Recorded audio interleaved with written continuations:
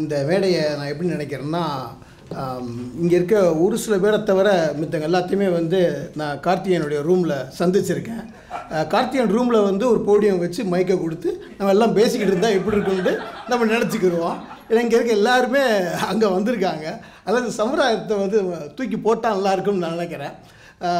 பிரசாத் சொன்னார், கார்த்திகேயன் எங்கே சந்திச்சேன்னு சொன்னார் தெரியுமா உங்களுக்கு? ஃப்ளாஷ்பேக் ஓப்பன் பண்ணார்ல, நான் வந்து ஒரு ஒர்க் ஷாப்பில் சந்திச்சேன்ட்டு. ஸோ அதுலேருந்து ஆரம்பிக்கலாம்னு நினைக்கிறேன்.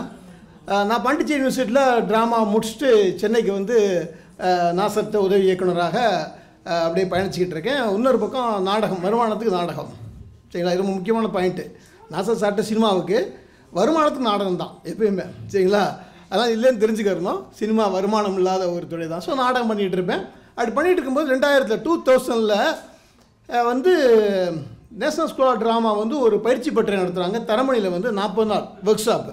அந்த ஒர்க் ஷாப்பை வந்து மறைந்த நேஷனல் ஸ்கூல் ஆஃப் ட்ராமாவுடைய பேராசிரியர் ராஜேந்திரன் சார் வந்து டைரக்ட் பண்ணுறாரு. அதில் வந்து ராமானுஜம் ஒரு நாடகம், இந்திரா பார்த்தசாரி நாடகம் 2000. சரிங்களா? அப்போ நான் என்ன பண்ணுவேன், பகலெல்லாம் சுற்றுவேன். நான் அந்த பயிற்சி பட்டறையில் கலந்துக்கிறல. இப்போ இருக்கக்கூடிய மிகப்பெரிய ஆளுமைகள் எல்லாமே வந்து ஒரு பெரிய சினிமா ஸ்டார்லாம் அதில் பயிற்சி பட்டறையில் இருந்திருக்காரு. அப்போ என்ன பண்ணி மாலை நேரத்தில் நான் வந்து அங்கே போயிடுவேன். போனால் நைட் டின்னர் அப்படியே சாப்பிட்டுட்டு இவங்களோட உட்காந்து, இவங்களுக்கு இரவு நேரத்தில் ஒரு ஒர்க் ஷாப் எடுக்கும். அது கூட நானும் சேர்ந்து மாணவராக. ஆனால் நான் பேரெலாம் கொடுக்கல. சரிங்களா? ஸோ 40 நாளும் போயிடுவேன். அப்போ எனக்கு நல்லா ஞாபகம் இருக்குது, ஒரு ஆரம்பத்தில் பெரிய கூட்டம். அப்போ தான் நாடக ஸ்கிரிப்டை பிளாக் பண்ணிக்கிட்டு இருக்காங்க. நாடகத்தை வந்து இந்த நாடகம் என்ன நாடகம்னா ராமானுஜம் சுவாமிகள், ராமானுஜ சுவாமிகளை பற்றியான ஒரு நாடகம். சரிங்களா? அதில் நாடகத்தை பிளாக் பண்ணிகிட்டு இருக்காங்க. அப்படி கூட்டத்தில் உட்காந்துட்டு நம்ம வந்து இளம் வயது ராமானுஜம் கதாபாத்திரத்துக்கு ஒருத்தர் வந்து டைலாக் பேசுகிறார். சரிங்களா? ஏனுங்க, காஞ்சிபுரத்தில் வந்து அரையார் சேவை இருக்காம நான் எவன்டா ராமானுஜம் வந்து கொங்கு தமிழில் பேசுறது? ஏனுங்க, காஞ்சிபுரம் வரராஜசாமியில் அரையார் சேவை இருக்காம. அப்படித்தான் எனக்கு கார்த்தி அறிமுகமானார். ஸோ என்ன ரொம்ப ஆச்சரியமான விஷயம், கொங்கு தமிழில் சென்னையில் தரமணியில் ஒருத்தர் பேசுகிறாரு ராமானுஜம் நாடகத்தில். நாடகம் முழுவதும் வந்து இளம் வயது இல்லை ராமானுஜம், ஒரு 3 ராமானுஜம் வருவாங்க. அதில் முதல் ராமானுஜம் இவர், அதுக்கடுத்து ஒரு ராமானுஜம் பூபாலன் மறைந்தவர், கடைசி ராமானுஜம் வயசானவர் நம்ம ராஜ்குமார், அவர் என்னுடைய நெருங்கிய நண்பர். நண்பா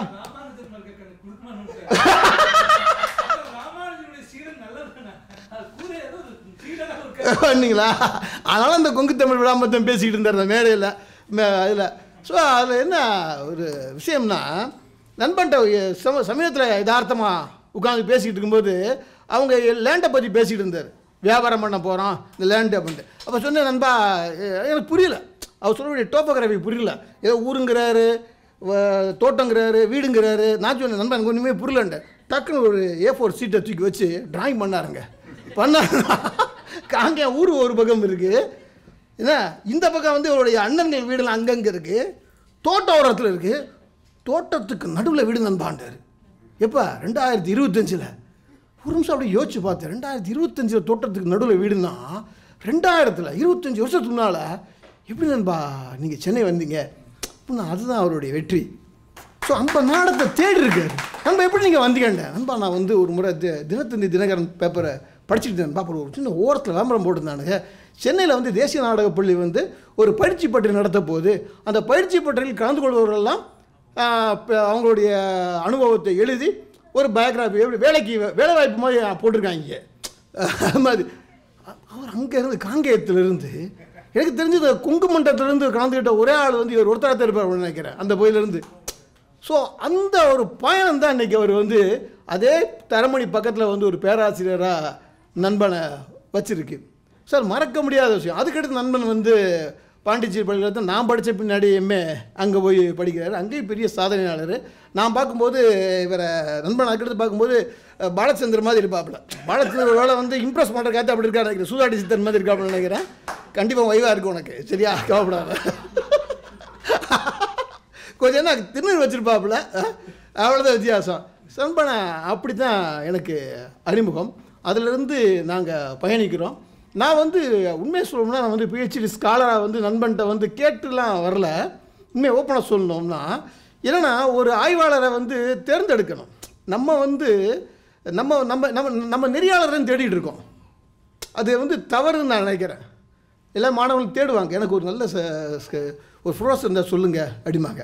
ஆனால் நண்பன் எப்படின்னா, நான் உண்மையிலே சரியில்லை வாசியை வச்சு படம் பண்ணுறோம் முடிவு பண்ணியாச்சு.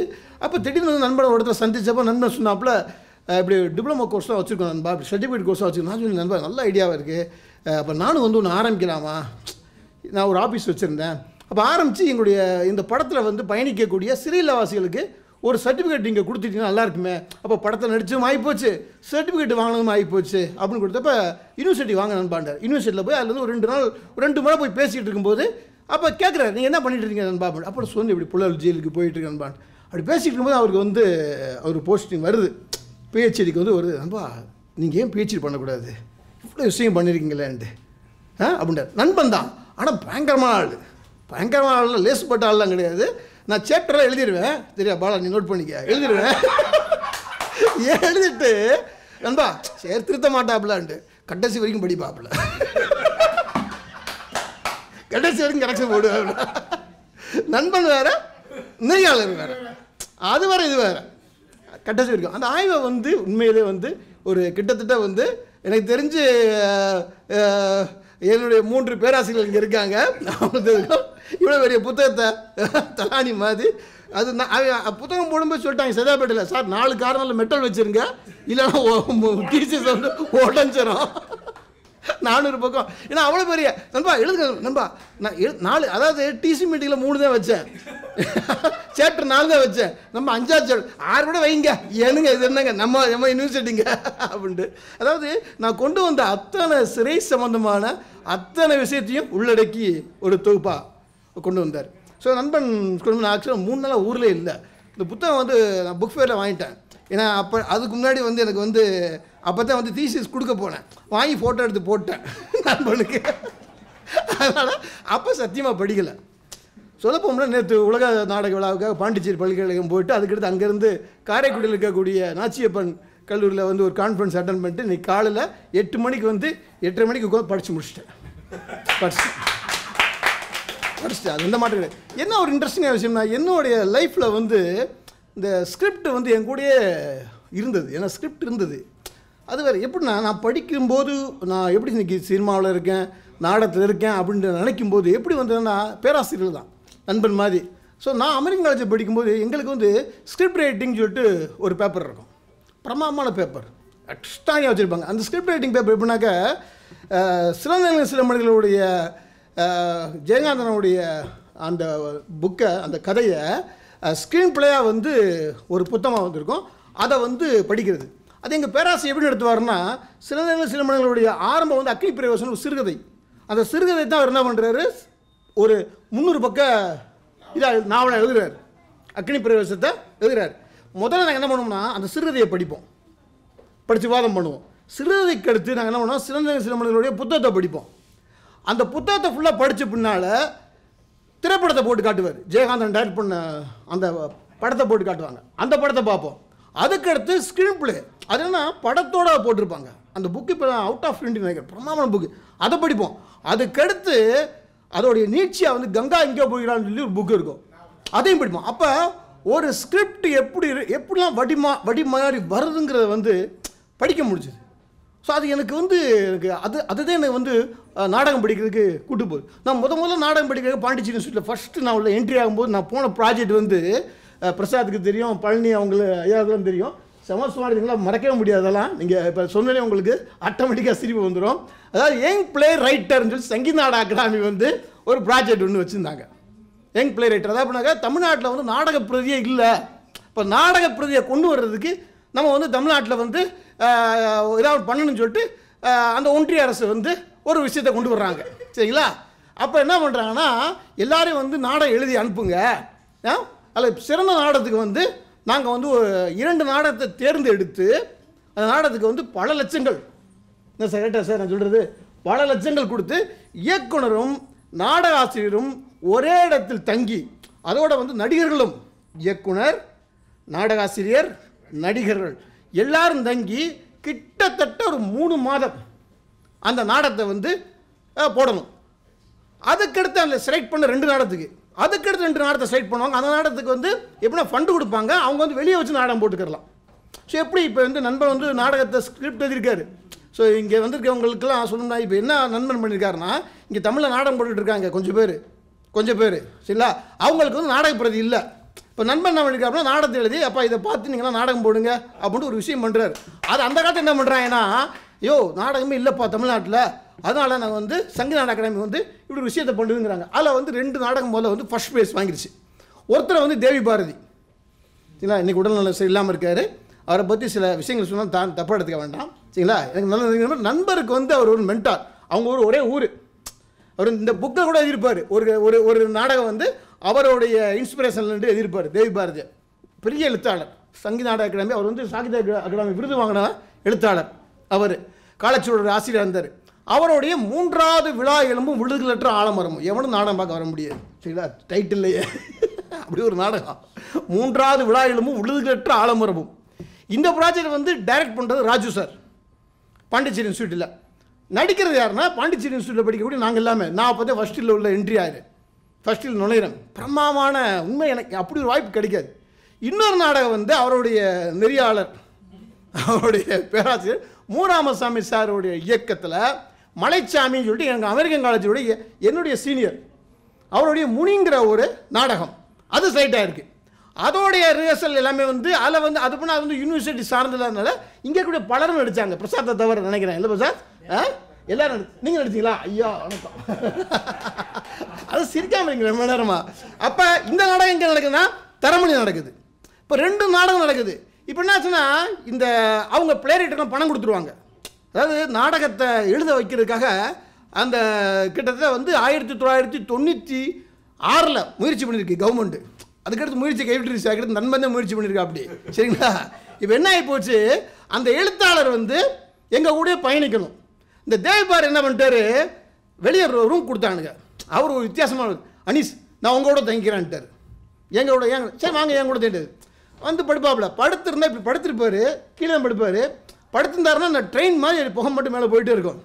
நல்லா அடி பீடி பிடிச்சி விடுப்பாப்புல. ரொம்ப உண்மையிலே வந்து ஒரு அடிப்படையில் வந்தவர். அவர் வந்து ஒரு முரளி படத்துக்கு வந்து அவருடைய கதையில் ஒரு முரளி படம் வந்தது. அவர் வந்து ரொம்ப வித்தியாசமாக. இப்போ என்ன ஆகும்னா டெய்லி பிளாகிங் நடக்கும். ராஜு சார் பண்ணுவார் நாடகத்தை, அந்த நாடகத்தை இயக்கம் பண்ணுவார். ஈவினிங் வந்தால் அவர் வருவார், நல்லா தெரியும் இன்றைக்கி செம்ம டென்ஷன் இருக்காரு. சட்டை கழட்டி போடுவார், கால் இப்படி போடுவார், பீடி வைப்பார், இப்படி 10 வச்சு நான் என்ன டைலாக் கேட்டிருக்கேன், இவர் என்ன பண்ணிகிட்டு இருக்காரு. நைட்டு முழுதும் திட்டுவார், இது நடந்துகிட்டே இருந்தது. அப்படி இப்படி நாடகத்தை ரெடி பண்ணி கொண்டு வந்து எக்மோர் மியூசியத்தில் ஃபஸ்ட்டு முனி, செகண்டு வந்து எங்கள் நாடகம் ஒரே நாள் நடந்தது. என்ன சார் என்ன சார் எல்லாம் ஒன்றா நடந்தது, வரிசையாக நடந்தது. எனக்கு வந்து பயங்கர ஆர்வம், சரி இவர் திட்டே இருக்காரு அப்படின்ட்டு சரிங்களா. என்னென்னா நாடகத்தோட கிராண்ட் ரிசல்ட் ஓடி போயிட்டார். யார் தேவிபாரி சார் ஓடி போயிட்டார் சரிங்களா. ஏதோ திரும்பி ஊருக்கு போனார். நான் ஊருக்கு போயிட்டு வரேன்ட்டு போனவர் தான், அப்படி வரவே இல்லை. எனக்கு ஒன்றும் புரியல. அதை சொல்கிறேன், அதுக்கடுத்து இருக்குது மலிச்சா எப்படி ஓண்டான்னு சொல்கிறேன். மலிச்சா ஒரு எழுத்தாளர், அதாவது ஒரு நாடக எழுத்தாளர் எப்படி ஓண்டான்னு சொல்கிறேன். தரமணியில் நல்லா ஒரு காம்பவுண்ட் சோறுங்க, ஜெயில் மாதிரி 32 அடி காம்பவுண்ட் சோறு சரிங்களா. நைட் 7:30 மணிக்கெலாம் பூட்டிடுவாங்க சரிங்களா. என்ன எப்படி எங்கால் வந்து எப்படின்னா நாடகத்தை ஒரு நாடகாசிரியர் வந்து இயக்குனரை பார்த்துட்டு வீட்டுக்கு இங்கே அறைக்கு வந்து இது என் நாடகமே கிடையாது அப்படின்னு சொல்லுவார்ல, அதே மாதிரி அவர் பார்த்தாரு, புழுங்கி போய் நைட்டுக்கு மேலே சோறு ஏறி குச்சி ஓடி போயிட்டார் எழுத்தாளர். அவர் எங்கள் தமிழ்நாட்டில் ஸ்க்ரீன் பிளே வர நாடகங்கள் வர ஓடி போயிட்டார். அந்த தகவலை வந்து அங்கேயும் சொல்கிறாங்க, எக்மோர் மியூசியம்னு சொல்கிறாங்க, ஓடி போயிட்டாருங்க அவருண்டு. ஓடி போயிட்டாரா அப்படின்ட்டு. அப்படியே செல்ஃபோன்லாம் கிடையாது சரிங்களா. செல்ஃபோன் இல்லாத காலத்தில் படித்தவங்க நாங்கள்லாம் சரிங்களா. இப்போ இந்த நாடகம் முடியுது, 3வது விழாவும் விழுகட்டுற நாடகம் வரும், அப்படி முடியுது. அப்போ வந்து பக்கா ஃப்ளாப்பு, கவர்மெண்ட்டோடைய மொத்த காசையும் கடலில் கொட்டி எடுத்துட்டாங்க, காலி ஃப்ளாப்பு. ஆனால் கொடியேரில் வந்து வேலுசிரவணன் நாடகம் வந்து அங்கே பார்த்தேன். சு கணேசனுடைய புழுங்கிற ஒரு நாடகம், அது 2 அவங்களே ஃபண்டு போட்டு அவங்க பண்ணாங்க. ஒரு மாதிரி அது ஒரு டைப்பில் போச்சு சரிங்களா. அது நாடகம் வேறு. இப்போ என்ன போச்சு, எக்மோர் மியூசியத்தில் நாடகம் முடிஞ்சு எல்லோரும் வெளியே வந்துக்கிட்டு இருக்காங்க. இப்போ நாங்கள் வந்து மேக்கப்லாம் அழிச்சிட்டு அந்த எக்மோர் மியூசிக் ஏற்றாப்புல டீ கடை இருக்குது, அங்கே டீ சாப்பிட்டு நாடகம் முடிஞ்சு அங்கே ஒரு டீ சாப்பிட்டா தான் நாடகம் பண்ண திருப்தியாக இருக்கும். ஒரு மலையாள கடத்தில் அழகாக பளிங் கிளாஸை டீ தருவானுங்க சரிங்களா. அப்படி வாராங்க, அப்படி வர்றோம், வந்து டீ எல்லாம் ஆர்டர் பண்ணி வெளியே இருந்து சமோசா வாங்கிட்டு இருக்கும்போது அப்படியே திரும்பி பார்க்குறேன், ஒரு பொட்டிக்கடை பக்கத்தில் வந்து புகை வந்துக்கிட்டு இருக்காது. இந்த புகை எங்கேயோ பார்த்த மாதிரி இருக்கேன், எங்கேயோ பார்த்துக்கணும் இந்த புகையை, இந்த புகை எங்கேயோ பார்த்துக்கணும். ஆனால் அது புகைக்குள்ளே கூட அந்த சில படங்களில் வந்து பாலுமந்திரா படத்தில் ஹீரோயின் என்ட்ரி ஆகும் பார்த்தீங்களா மிஸ்ட்டுக்குள்ளே, அது மாதிரி தேவை பாரு அப்படியே வெளியே வர்றா. அப்படி ஆகா நம்ம பிளே ரைட்டர் ஆச்சே அப்படின்ட்டு கூப்பிட்டு நான் போய் என்ன சாருங்கிறேன் வந்துடுவேன். சார் வந்துட்டீங்களா சார், நாடகம் பார்க்க வந்தீங்களா சார்? அப்படியே வந்து அப்படியே அமைதியாக இருந்தார், அப்படியே இருந்தார். சார் வந்தேன் நீஸ், எங்கே சார் இருந்தீங்க? கடைசியில் இருந்தேன் அப்படின்ட்டு. அப்படியா சார்? ஆமாம் நீஸ், இது என்ன நாடகம், இது என்ன நாடகம்? அதாவது ஒரு பிரதியை வந்து இப்போ நண்பன் எழுதியிருக்காப்புல, இந்த நாடகத்தை நான் டைரக்ட் பண்ணலாம், இல்லை பாலா டைரக்ட் பண்ணலாம், கணேசன் டைரக்ட் பண்ணலாம், அது அப்படித்தான் பண்ணணுங்கிற அவசியம் கிடையாது. முதல்ல அடிப்படையே எங்களுக்கு தெரியாமலே போயிடுச்சு. இந்த நாடகக்காரங்களுக்கு அடிமை, ஒரு நாடகம்னா அப்படியே பண்ணணும்னு சொல்லிட்டு. இப்போ நான் பாண்டிச்சேரியில் படிச்சுட்டு இருக்கும்போது எங்களுக்கு வந்து நாடகம்னா ஒரு சார் சொன்ன மாதிரி சாருடைய வெளிங்கிற ஒரு நாடக தொகுப்பு போட்டார். அப்போ நாங்கள் எல்லாம் வந்து எப்படின்னா அங்கே வந்து ஆங்கிலத்தில் தான் மொழிபெயர்க்கணும், ரொம்ப டஃப்பு. நம்மளாம் 12th இங்கிலீஷில் ஃபெயில் ஆகி பாஸ் பண்ணி வந்தவங்க, சான்ஸே இல்லை சரிங்களா, வாய்ப்பே இல்லை. அப்போ ஆங்கிலத்தில் என்னால் வந்து மொழிபெயர்க்க முடியாது. அப்போ என்ன பண்ணுறது ஒன்றும் புரியாது. அப்போ வந்து ஆவுனா ஓடி போய் முதல்ல போய் தேடுறது வந்து கேஜியோடைய ரூமில் வந்து இதை வெளியே தூக்குவோம், வெளியே தூக்கி அதுலேருந்து ஏதாவது ஒரு நாடகத்தை செலக்ட் பண்ணி வரிசையாக அந்த நாடகம் போடுவோம்.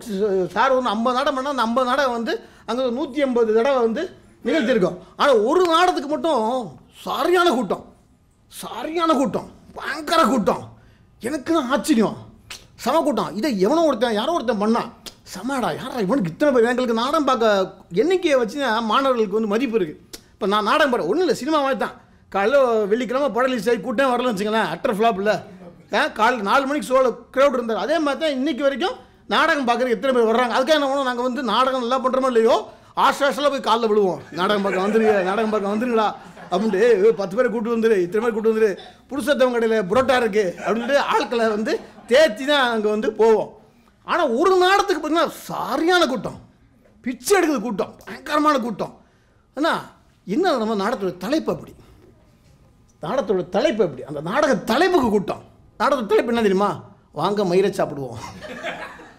பூரா மலையாளி, தெலுங்க, ஹிந்திக்காரிங்க, ஏய் man how can you eat man, எல்லா பொருளும் எப்படா நீங்கள் சாப்பிட போறீங்க. அந்த நேரம் பார்த்து ஒருத்தருடைய பெரிய பேர் தான் அவன் முட்டையை போட்டான், இன்னொருத்தன் டீ போட்ட கோயிலுக்கு முட்டையை போட்டான். பார்க்குறவங்களாம் நினைச்சான் மயிரை சாப்பிடுவாங்க, இவங்க 2 முட்டையை போட்டிருக்காங்க, எப்போ யார் அப்படின்ட்டு. ஒரு அருமையான ஒரு நாடகம். ஸோ பிரதியோடைய பஞ்சம் அப்படி, பஞ்சம் தலைவிரித்து ஆடுன ஒரு கட்டம். நாடகத்தை போடுறதுக்கு வந்து பிரதிகளே கிடைக்காம நாங்கள் படித்தது இன்றைக்கு வரைக்கும் தமிழில். ஏன்னா நல்ல ப்ராஜெக்ட், அந்த ப்ராஜெக்ட் கடலில் போட்டு 2 பேரும் காலி பண்ணிட்டாங்க. அதுக்கிட்ட அந்த தொடர்ச்சியில் அது வருஷம் வந்து கவர்மெண்ட் கொடுத்துருந்தா இந்நேரம் எவ்வளோ பெரிய நாடக தொகுப்பு வந்திருக்கு. இருந்தும் பல லட்சங்கள் செலவழிச்சிச்சு கவர்மெண்ட், அரசு. அது அப்படியே காலி பண்ணிட்டாங்க. ஒரு ஈகோ, என்ன ஆண்டு எனக்கு என்ன ஈகோ, அப்படியே காலி ஆகிடுச்சு. அதுக்கடுத்து பிரதியே கிடையாது, டோட்டலாக பிரதி கிடையாது. இதை விட கொடுமையான எங்களுக்கு வந்து சப்ஜெக்டில் வந்து ப்ளே ரைட்டிங்னு ஒரு இது இருக்கும். ப்ளே ரைட்டிங்னா எப்படிங்க இருக்கணும், ஒரு ப்ளே ரைட்டிங்னா அது வந்து ஒரு ஒர்க் ஷாப் பண்ணி ஒரு நாடகம் பண்ணி நீங்கள் உங்கள் ஃபீல்டுக்கு அனுப்பிச்சு உங்களோட அனுபவங்களை எடுத்துகிட்டு வந்து அதை வச்சு தான் நான் பண்ணணும். ரொம்ப கொடுமையாக இருக்கும். எப்படிமா நாடகத்தில் நடத்துவாங்க, வெல்மேட் ப்ளே, அரிஸ்டாட்டில் மெத்தட் அப்படின்னு சொல்லிட்டு எல்லா மெத்தடையும் கற்றுக் கொடுப்பாங்க, எல்லாம் கற்றுக் கொடுப்பாங்க, எல்லாம் படிக்கணும். எக்ஸாமில் கேள்வி கேட்பாங்க. இந்த கடைசி ஒரு கொஸ்டின் பார்த்தீங்கன்னா எல்லாமே இந்த பெரிய கொஸ்டின் இருக்கும் பார்த்தீங்களா, எஸ்ஏ டைப் கொஸ்டின். எஸ்ஏ கொஸ்டினில் வந்து ஆப்ஷன் கொஸ்டின் இருக்கும். ஒன்று வந்து அரிஸ்டாட்டிலுடைய அந்த ப்ளே ஸ்ட்ரக்சரை பற்றி எழுதுங்கன்னு ஒரு கொஸ்டின் இருக்கும். எல்லா பேரும் அதில் எழுதுவோம்.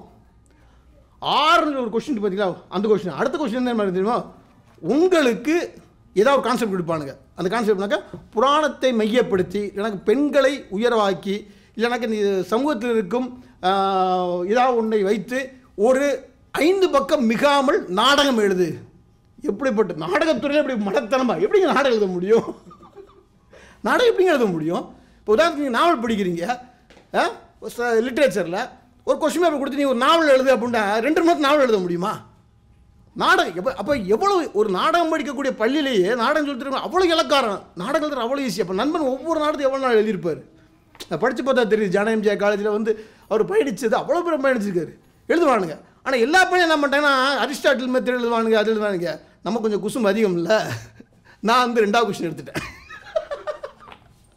புராணத்தை மையப்படுத்து ஆனது ஆச்சு, பார்த்துருவோம். இன்னும் எவ்வளோ நேரம் இருக்குன்னு பார்த்தேன். கரெக்டாக வந்து ஒரு 25 நிமிஷம். 25 நிமிஷம் ஒரு நாடகம் எழுத முடியாதா? எழுதிடுவான். ஈஸி. எழுதிட்டேன். எழுதி முடிச்சு நானும் பேப்பர் எடுத்து கையில் கொடுத்துட்டேன். ரெண்டாவது எங்கள் டிபார்ட்மெண்ட் கொஞ்சம் ஜாலியான டிபார்ட்மெண்ட், நண்பனுக்கு தெரியும். எக்ஸாம் எழுதிக்கும் போது டீலாம் வரும், மலையாள நண்பர்கள் அப்படி வெளியே போய் பீடி 10 வருஷம்லாம் வருவாங்க. சரிங்களா? ரொம்ப ஜாலியாக இருக்கும். சரிங்களா? அதை எங்கள் இன்னொரு பேராசிரியர் ஒரு இலங்கையிலேருந்து படிக்க வந்தார். சில ரகசியத்தை சொல்லணும்னு தப்புன்னு நினைக்கிறேன். இலங்கையிலேருந்து படிக்க வந்தார் ஒரு பேராசிரியர். அவருக்கு வந்து எப்படின்னாக்கா அவர் வந்து வெஸ்டர்ன் தியேட்டரை பற்றியான ஒரு பேப்பர், அவரே வெஸ்டர்ன் தியேட்டரை பற்றி ஒரு புத்தகம் எழுதியிருக்காரு. அந்த புத்தகத்தை நாங்கள்லாம் படித்து நாங்கள் எழுதிக்கிட்டு இருப்போம். திரும்பி பார்க்குறேன், அவர் புத்தகத்தை வச்சு எழுதிக்கிட்டு இருக்காப்புல. அப்படி திரும்பி பார்க்குறேன், நான் இப்போ எம்பில், அவர் வந்து எம்ஏ. திரும்பி பார்த்தா நான் அவர் புக்கத்தை படித்து நாங்கள் படித்து பாஸ் பண்ணோம். திரும்பி பார்த்தா அவர் புக்கு. நான் கேட்டேன், என்ன சார்? இல்லைப்பா மறந்துடுச்சு. சரி சார், நியாயம்தான் சார். இல்லைப்பாம்மா, சரி சார். எழுதிட்டேன். நான் என்ன பண்ணேன், அகலியை கதையை வச்சு அப்படி எழுதிட்டேன். அப்போ எல்லாம் முடிஞ்சிடுச்சு. ஒரு 25 நாள் கழித்து பேப்பர் வேல்யூவேஷனுக்கு வருவாங்க. எங்களுக்கு இன்றைக்கி வரைக்கும் எங்களை காப்பாற்றக்கூடியவர் வந்து சென்னை பல்கலைக்கழகம் தான். எனக்கு கூட சென்னை பல்கலைக்கழகத்தை சேர்ந்த டாக்டர் கமிட்டியில் பழனி ஐயா தான். அதே மாதிரி அப்பொழுது எங்களை காப்பாற்றக்கூடியவர் பேராசிரியர் அரசு சார். நல்லா ஞாபகம் இருக்குது. அரசு சாருடைய பொண்ணு வந்து இந்த அது குட்டி பாப்பா வரைக்கும் இருக்கும். அந்த பொண்ணு 2 பேர் வந்துட்டாங்க, பொண்ணியும் வந்திருக்காங்க. சார் வந்து பேப்பர் வேல்யூவேஷனுக்கு போகிறாரு. இதில் என்ன பயங்கரமான இன்ட்ரெஸ்ட்னா, 3 மலையாளி ஒரே தமிழன். சரிங்களா? அவங்க எல்லாம் வந்து இங்கிலீஷ் எழுதுவாங்க. நம்மளுக்கு தெரியுமில்ல, நம்ம வாய்ப்பே இல்லை, தமிழ் தான். ஆனால் இன்றைக்கி வந்து பாண்டிச்சேரி சொல்லி எழுத முடியாது, எல்லாம் இங்கிலீஷில் கொண்டு வந்துட்டாங்க. டோட்டலாக காலி பண்ணிட்டாங்க. இன்றைக்கி நேற்று முந்தாள் நான் தான் உலக நாடகம் விழாக்கூடிய சிறப்பு விருந்தினர். எல்லாரும் இங்கிலீஷில் பேசுனாங்க, நான் பச்சை தமிழில் பேசுகிறேன். உட்காந்து புரிஞ்சா புரியிட்டு முடியாட்டி போடான்ட்டு. ஆனால் அவங்களுக்கு புரிஞ்சது, அது வேறு விஷயம். இதே மாதிரி தான் பேசுனேன். அது என்ன ஆச்சு, எழுதிட்டேன். பேப்பர் வேல்யூவேஷன் பண்ணிகிட்டு இருக்கும்போது ஜன்னலில் இருந்து பார்த்துட்டே இருக்கார் குருண்டு. அப்போ சொல்லியிருப்பாங்க போல, அந்த உங்கள் பொண்ணு கூட வாங்கிட்டு இருக்கான் பார்த்தீங்களா, அவன் உண்மையாக சந்தோஷமாக கூப்பிட்டு அவர் சொன்னார், இன்றைக்கி உங்கள் பேப்பரை வேல்யூவேஷன் பண்ண, நீ தான் நாடகம் இல்லையா, நல்லா அது இருக்கையா, 25 நிமிஷத்தில் நல்லா அது இருக்கையா, இன்ட்ரெஸ்டிங்காக இருந்ததுயா, பரவாயில்ல. ஒரு ஐடியா தான், அதாவது ஐடியாவாக தான் எழுதுறது. ஸோ அந்த பல்கலைக்கழகத்தில் வந்த நண்பன் கூட இந்த புத்தகம் வந்து உண்மையிலே சிறப்பான புத்தகம் இல்லை. 2 நாடகத்தை மட்டும் நான் சொல்லலாம்னு இருக்கேன். ஒன்று வந்து அவர் வந்து பாரதியாரை பற்றி எழுதின அந்த நாடகம். அந்த படிச்சுட்டு இருக்கும்போது எனக்கு அவ்வளவு பிடிச்சி போச்சு. காரணம் என்னென்னா, நல்லா ஞாபகம் இருக்குது, ஒரு 2012 விருமாண்டி அந்த படம் டயத்தில், அந்த டயத்தில் ஒரு நண்பர் வந்து அந்த படத்தை நடிக்க போய் கிளம்பிட்டார். அவர் பண்ண வேண்டிய பயிற்சி பற்றிய வந்து கோயில்பட்டி பக்கத்தில் எட்டயபுரம் அந்த பாரதியாருடைய இடத்துல இந்த தீப்பெட்டி தொழிற்சாளர்கள் வேலை செய்யக்கூடிய குழந்தைகளை வச்சு ஒரு ஒர்க் ஷாப்பு, அதுக்கு என்ன அனுப்பிச்சிட்டாங்க. நான் சினிமாவில் இருந்தவன், நான் வந்து நாடகத்துக்கு போகிறேன். நாடகத்தில் இருந்தவர் சினிமாக்குள்ளே என்ட்ரி ஆகிட்டார். சரிங்களா? அவனுக்கு பேர் நான் போகிறேன், கிளாஸ்மேட்டு. சரிங்களா? சரிங்களா? இப்போ போனால் எனக்கு ஒரு சின்ன ஒரு விரக்தியும் இருந்தது. ரொம்ப நாள் கழிச்சு நாடக பயிற்சி பற்றையில் போய் நாடகம் பண்ணுறோம் அப்படி விரக்தி. ஏன்னா சினிமாவும் சொல்லி வந்துவிட்டோம், அந்த புலிவாலை பிடிச்சிட்டோம். என்னமோ எனக்கு தெரில, மறுபடியும் ரொம்ப நாள் கழிச்சு ஒரு ஒர்க் ஷாப் பண்ணுறது கஷ்டமாக இருந்தது. ஆனால் அங்கே போய் எங்கடா ஒர்க் ஷாப்னு எட்டயபுரம்னு எனக்கு வந்து சந்தோஷம் தாங்க முடியல. பாரதியாருடைய மணிமண்டபம் அங்கே இருக்கும், பக்கத்தில் வந்து ஒரு சமுதாய கூடம். அந்த சமுதாய கூட பக்கத்தில் தான் அந்த நாடகம் பூரா வந்து தீப்பெட்டி தொழிற்சாலையில் வேலை செய்யக்கூடிய குட்டி குழந்தைங்க, அவங்கள வச்சு நான் வந்து ஒரு நாடகம். சரிங்களா? இதே நான் பிரதி தட்டுப்பாடுனால நானும் பல நாடகங்கள் நானே எழுதி தான் பண்ணியிருக்கேன். அது மிகப்பெரிய தவறு. என்றைக்குமே நாடக ஆட்கள் வந்து நாடகத்தை எழுதி பண்ணக்கூடாது. யாரோடைய நாடகத்தை பண்ண நேற்று கூட எங்கள் யூனிவர்சிட்டியில் மாணவர்கள் நாடகம் போட்டாங்க. ஷார்ட் ஃபிலிம் மாதிரி இருந்தது. அப்படியே ஷார்ட் ஃபிலிமாக இப்போ நாடகம் இருக்குது, பார்க்கறதுக்கே கஷ்டமாக இருந்தது. நான் வந்து சுப்பையாட்டையும் வேலுசவன்ட்ட சொன்னேன், என்னங்க இது எப்படிங்க அலோவ் பண்ணுறீங்க அப்படின்ட்டு. அவன் ஒரு பிரதி எடுத்து பண்ணாங்க, அந்த இப்போ நண்பனுடைய பிரதி எடுத்து பண்ணால் அவருக்கு ஒரு பேர் கிடைக்கும். ஆனால் இவங்க என்ன பண்ணால், நாங்களே டிராஜேந்திரன் மாதிரி திரைக்கதை வசனம் டொய் எல்லாமே நாங்கள் தான். அது வந்து மிக தவறான விஷயம் நாடகத்தில் மட்டும். இன்னொரு பிரதி ஆனால் நானும் என்ன மட்டும் வேறு வழி இல்லாமல் வந்து சிறுகதை வச்சு தான் நான் பண்ணேன். ஸோ கோயில்பட்டியில் நான் கோயில்பேட்டில் இருந்தேன். நான் கோயில்பேட்டில் இருந்தவங்களாம் சந்திக்கலை, யாரையும் சந்திக்கலை. சரிங்களா? ஆனால் அவங்க ஞாபகத்தில் வந்து அவர்கள் என்ன மாதிரி தலைப்பு வைப்பார்கள் என்று நினைத்த அந்த நாடகத்துக்கு ஒரு பிரமாமான தலைப்பு வச்சேன். புள்ளிகள் சிதறிய மஞ்சள் குழந்தை, புலி, அந்த தலைப்பு நாடகம். அப்போ நான் அந்த குழந்தைங்க அந்த எப்படின்னா அந்த அந்த அந்த அந்த சமுதாய கூட்டத்தில் வந்து வெக்க பயங்கரமாக இருக்கும். சமவக்கையாக இருக்கும். அப்போ என்ன ஒன்று பசங்களை வெளியே கூப்பிட்டு வந்தால் அப்படியே பக்கத்தில் வந்து ஒரு கொஞ்சம் செடி கொடிகள் அப்படியே ஒரு மாதிரி இருக்கும், ஒரு மரங்கள் வேப்ப மரம் இருக்கும். அப்படியே அந்த இடத்துல வந்தாக்க ஒரு கோயில் ஒன்று இருக்கும். அந்த கோயில் பக்கத்தில் வந்து நல்ல ஒரு இடம் இருக்கும். அங்கே வச்சு நான் ரிஹர்சல் பண்ணுவேன். அப்போ பசங்க ரிஹர்சல் பண்ணுவேன். மதிய நேரத்தில் என்ன பண்ணுவேன்னா அந்த கோயில் வாசலில் வந்து பூட்டியே கிடக்கும். அப்படி நேராக கால் நீட்டி அப்படியே படுத்துருவேன். படுத்து நல்லா அப்படியே கொஞ்சம் தூங்கிட்டு மறுபடியும் எழுந்திருப்பேன். இது பண்ணிட்டு அந்த இடத்துல வந்து ஒரு நாள் என்ன பண்ணேன், அப்படியே படுத்து கிடந்தேன். சரி அப்படியே ஒரு சரி ரெஸ்ட் ரூம் போகலான்னு சொல்லிட்டு அப்படியே நடந்து போனேன். ஒரு போர்டு வந்து சாஞ்சு கிடந்தது. என்னடா போர்டு சாஞ்சு கிடக்குன்னு இப்படி பார்த்து ஒரு நிமிஷம் அப்படியே புல்லரிச்சு போச்சு. அந்த போர்டு வந்து அப்படியே செதஞ்சு போய் கிடக்குது. அந்த போர்டு என்ன இருக்குன்னா, பாரதியார் காணி நில வேண்டும் பராசக்தி காணி வேண்டும் அந்த பாடலை இந்த கோயிலில் இருந்து எழுதியிருக்காருன்னு இருந்தது. ஸோ அந்த கோயிலை வச்சு நாடகம் போட்டது வந்து எனக்கு வந்து அப்படியே பயங்கர பொருளைப்பாக இருந்தது. அடுத்த நாள் வந்து ஒரு யதார்த்தமாக ஒரு வயசான ஒரு தாத்தா அங்கே பார்த்தேன். பட் அந்த தாத்தாட்ட வந்து ஆர்வமாக கேட்டு, நீங்கள் என்ன ஊருங்க? எட்டயபுரம். ஆமாம் எட்டயபுரம் தான். உங்களுக்கு என்ன வயசு இருக்கும்? என்னப்பா ஒரு 75 வயசு இருக்கும். நான் சொன்னேன் 25 வயசுக்கு முன்னால். அப்போ நான் சொன்னேன், ஒரு ஆர்வத்தில் கேட்டேன், உங்களுக்கு பாரதியார் தெரியுமா அப்படின்ட்டு. ஆனால் நான் தப்பாக கேட்டிருக்கேன். நான் ஒரு 1922 இறந்துட்டாப்புல. சரிங்களா, சுதந்திரத்தை பார்க்காமலே புண்ணியமாக போயிட்டா. அப்படி நான் என்ன அவர்கிட்ட கேட்டேன்னு அவர் சொன்னார், நான் பார்க்கல, ஆனால் எங்கள் தாத்தா வந்து பார்த்து சொல்லியிருக்காரு அப்படின்றாரு.